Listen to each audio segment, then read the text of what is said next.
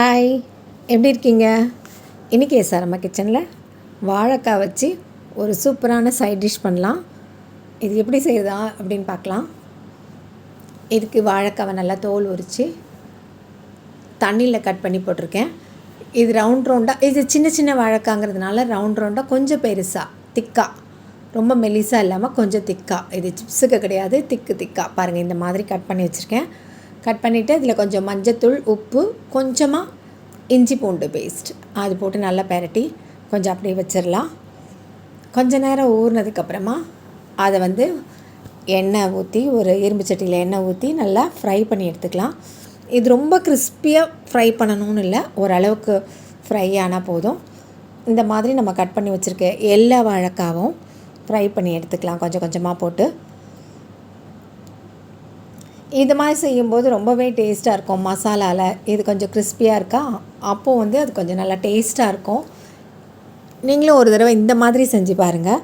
சாதாரணமாக நம்ம வாழைக்காய் எத்தனையோ முறையில் செய்வோம். சிப்ஸ் பண்ணுவோம், பொடி மாஸ் பண்ணுவோம், என்னென்னமோ பண்ணுவோம். இந்த மாதிரி ஒரு மசாலா மாதிரி செஞ்சு வச்சுக்கிட்டோம் அப்படின்னா இது சாம்பார் சாதத்துக்கும் சாப்பிட்லாம், தயிர் சாதத்துக்கும் சாப்பிட்லாம், ரசம் சாதத்துக்கும் சாப்பிட்லாம். ரொம்பவே டேஸ்ட்டாக இருக்கும். இப்போது ஒவ்வொரு பேட்சாக நம்ம எல்லாத்தையும் ஃப்ரை பண்ணி எடுத்தாச்சு. இப்போ என்ன செய்யலாம் அப்படின்றத பார்க்கலாம். இப்போ இந்த எண்ணெய் இருக்குல்ல, இந்த எண்ணெய் ஜாஸ்தி இருந்துன்னா அதில் கொஞ்சம் எடுத்துகிட்டு அதை அப்படியே வச்சு அந்த கடாயிலேயே கொஞ்சம் கடுகு உளுந்தம் பருப்பு போட்டு தாளித்து கொஞ்சம் வாசத்துக்கு பெருஞ்சீரகமும் போட்டுக்கலாம்.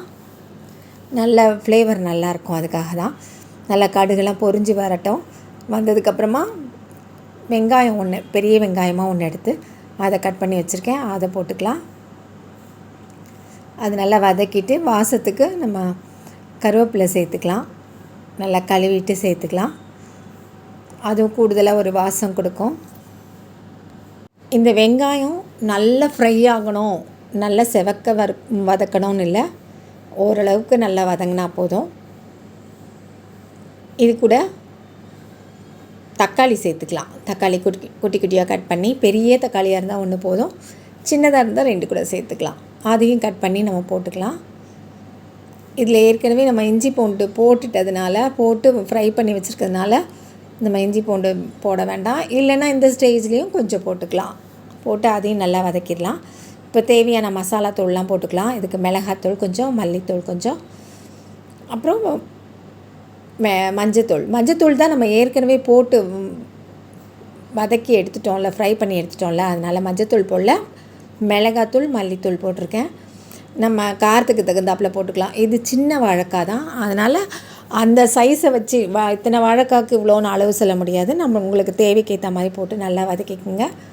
இந்த பச்சை வாசனை நல்லா போய் நல்லா வதங்கினதுக்கப்புறமா நம்ம ஃப்ரை பண்ணி எடுத்து வச்சுருக்க வாழைக்காயெலாம் போட்டு அதையும் நல்லா வதக்கிடலாம்.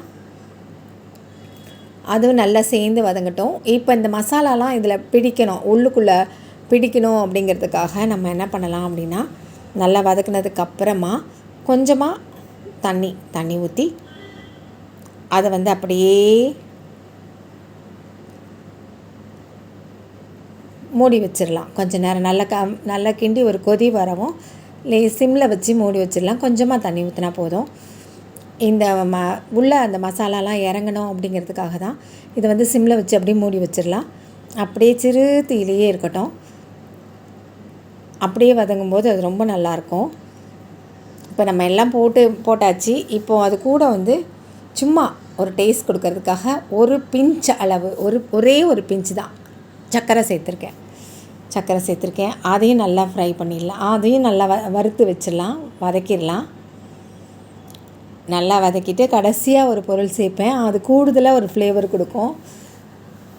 அது என்னன்றது பார்க்கலாம். கொஞ்சம் நல்லா இறக்கிறதுக்கு முன்னால் ஒரு சின்ன பாக்கெட் ஆரிகானோ, நம்ம பீஸாலாம் வாங்கும்போதெல்லாம் கொடுப்பாங்கள்ல, அந்த ஒரு பாக்கெட் இருந்தாவே போதும். இல்லைன்னா நம்ம தனியாக வச்சுருந்தாலும் அதையும் எடுத்து ஒரு 1/2 டீஸ்பூனுக்கும் கம்மியாக சேர்த்தா கூட போதும். கண்டிப்பாக அது ஒரு நல்ல வாசனை கொடுக்கும். இது மாதிரி சாப்பிடும்போது ரொம்ப டேஸ்ட்டாக இருக்கும். குழந்தைங்க கூட இந்த டிஃப்ரெண்ட்டான ஃப்ளேவர் இருக்கிறதுனால விரும்பி சாப்பிடுவாங்க. இந்த மாதிரி வாழைக்காய் செஞ்சு கொடுங்க, கண்டிப்பாக எல்லாருக்குமே பிடிக்கும். இந்த ரெசிபி உங்களுக்கு பிடிச்சிருந்தா மறக்காமல் லைக் பண்ணுங்கள், கமெண்ட் பண்ணுங்கள், ஷேர் பண்ணுங்கள். இன்னும் அம்மா கிச்சனை சப்ஸ்கிரைப் பண்ணாதவங்க உடனே சப்ஸ்கிரைப் பண்ணுங்கள். மீண்டும் சந்திப்போம். வீடியோஸ்லாம் கொஞ்சம் ஃபுல்லாக பார்த்துட்டு உங்களோட கமெண்ட்ஸை என்னோட ஷேர் பண்ணுங்கள்.